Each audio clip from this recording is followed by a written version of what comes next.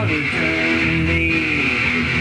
Black holes and pulsars, red giants and moving Mars. Nebula and going clouds. I'm about to speak my mind now. I'm a mobile astrophysicist.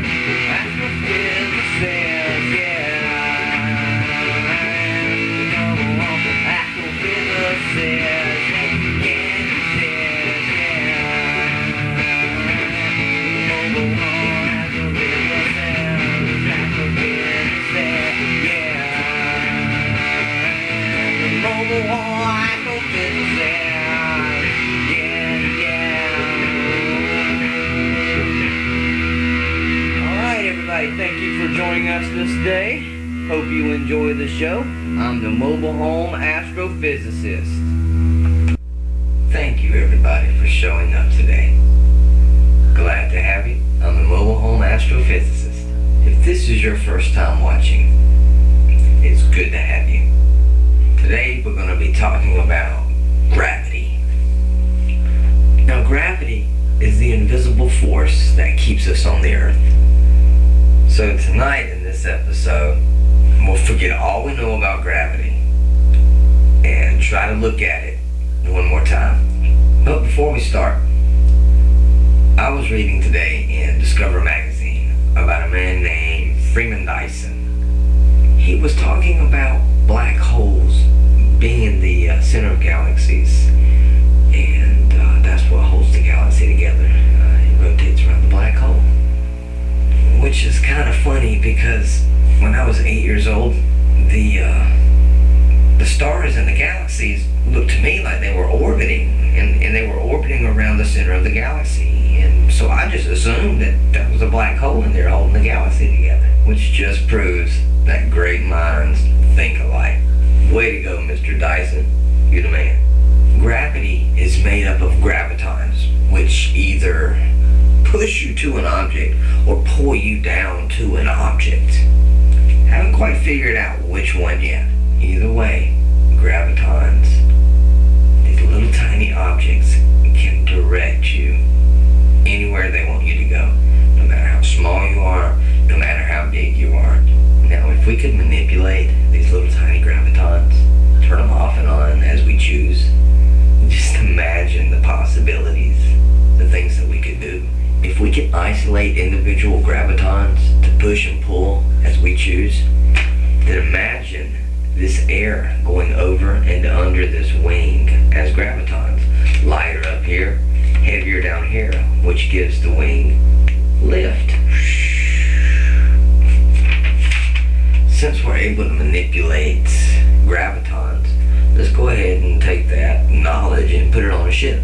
A ship that's equipped with 360 degree of isolating any single graviton it wants, outside or inside the ship, which means that it can push the ship through space and pull it at the same time. Straight shot. No slingshotting around planets, no using the gravity of the sun, just straight shot to wherever you want to go, and it just, boom, that gravity just pushes you, and the gravitons on the inside, boom, are also pushing the guy inside, or the people or the individuals inside on a molecular level, which creates no G-forces at all, so you can stop and go and just cut just like that, and you're not being jerked around. The graviton machine is manipulating those gravitons, but you're just perfectly still and it's motionless all the way through everywhere you go, no matter how you just zig and zag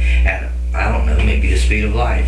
It's possibilities are just astounding if you can manipulate any type of graviton. Alright, imagine gravitons are these little dots, which you can see. Alright, see how they're pushing on one side of the ship, which makes it want to just, move through space. And the little gravitons on the inside of the ship are doing the same thing to the guy. And they just want to go wherever they want to go in this peaceful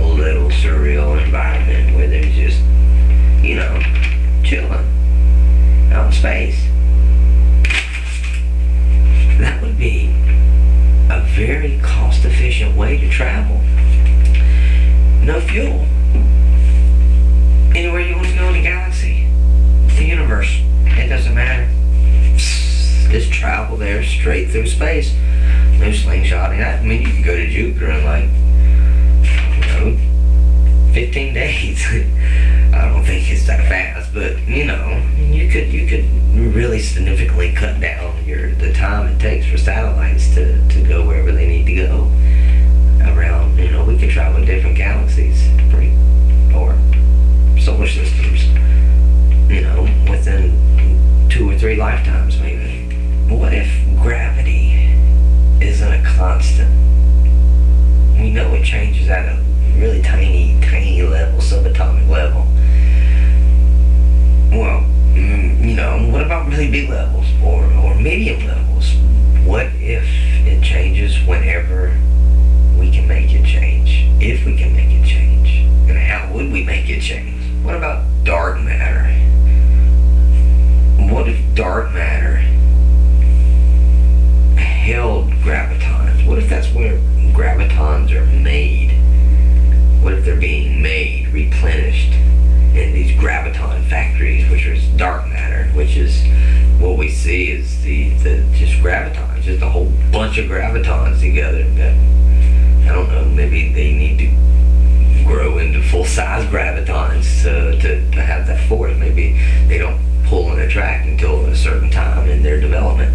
So, to wrap it up, graviton study and what we can do with gravitons and the potential power of gravitons is a study that's just scratching the surface. We're just beginning to learn truly what the graviton might be possible of.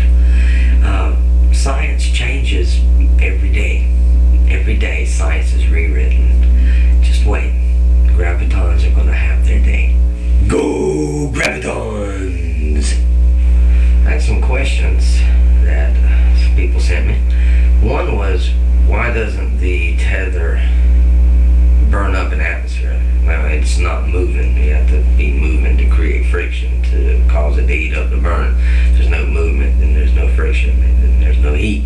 Also, another question was, why is the satellite with the tether down? Why is it not falling down in the first place? Just, for the weight of the tether.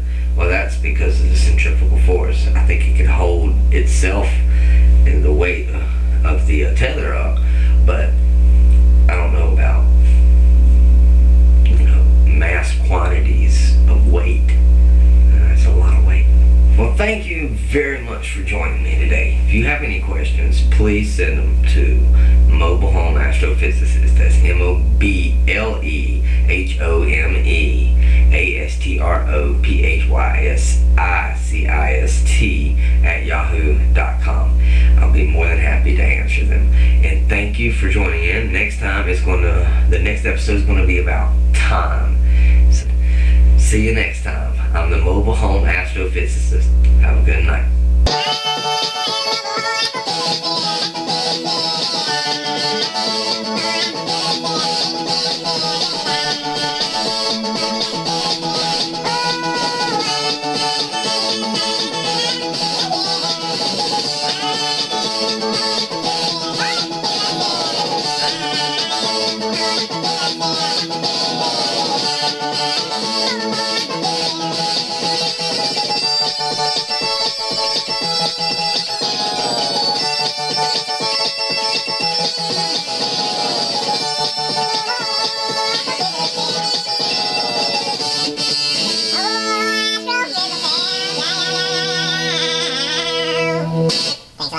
Thanks a lot, everybody, for watching today. See you next time on the Mobile Home Astrophysicist.